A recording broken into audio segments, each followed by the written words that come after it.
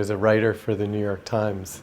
I worked with the Wall Street Journal for 16 years. And I asked myself at that point, what is the greatest path to my professional development? And it was definitely leaving this great job to actually do something that didn't exist.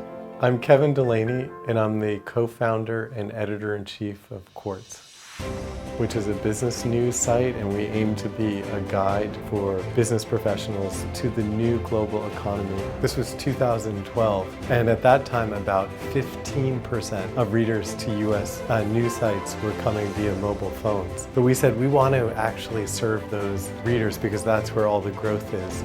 Journalists from The Economist and the New York Times and the Wall Street Journal and Bloomberg and places like that. And our salespeople came from The Atlantic and the BBC and other places. But everyone thought that media was kind of broken, and we had an opportunity to try and do it the right way. So in the very beginning we had zero. We had zero readers, and that was very daunting to imagine how we would grow from there.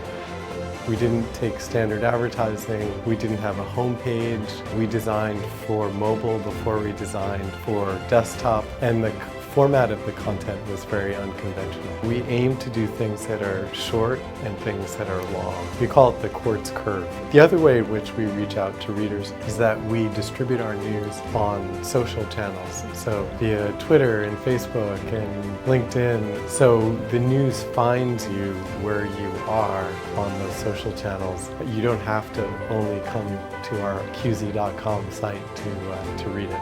So some people weren't convinced by our approach. So you're right, there were some skeptics. And there were skeptics on two levels. One, does the world need another business news site? And on the second level, should it be this site that is very unconventional? So it was a risk to do this at the time, but it's been the key to our success. Today we have over 20 million readers each month to our website. We have close to 1 million people who have downloaded our apps for mobile. And we have about 500,000 people who subscribe to our email newsletters, actually over 500,000 people.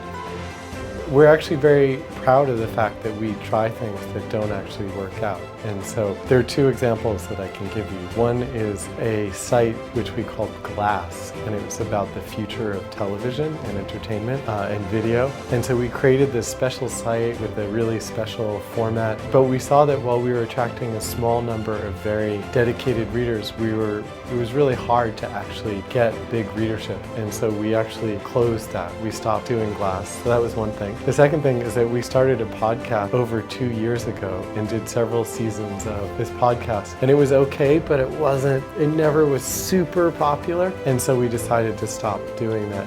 We actually try to celebrate. We acknowledge when things don't work, and we try and make sure people don't feel bad about it. Because if you make people feel bad, then they're never going to try things that are experimental, that involve taking some risk.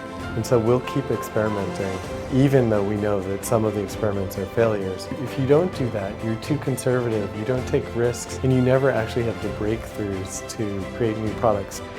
When I was working in Paris for the Wall Street Journal, there was a moment where I was trying and my articles weren't very successful, and I was struggling. I had a new boss and we didn't understand each other. And I went to him one day and we had lunch, and he said, "So what do you want to do?" And I said, "Well, one day I really would like to have a job like your job."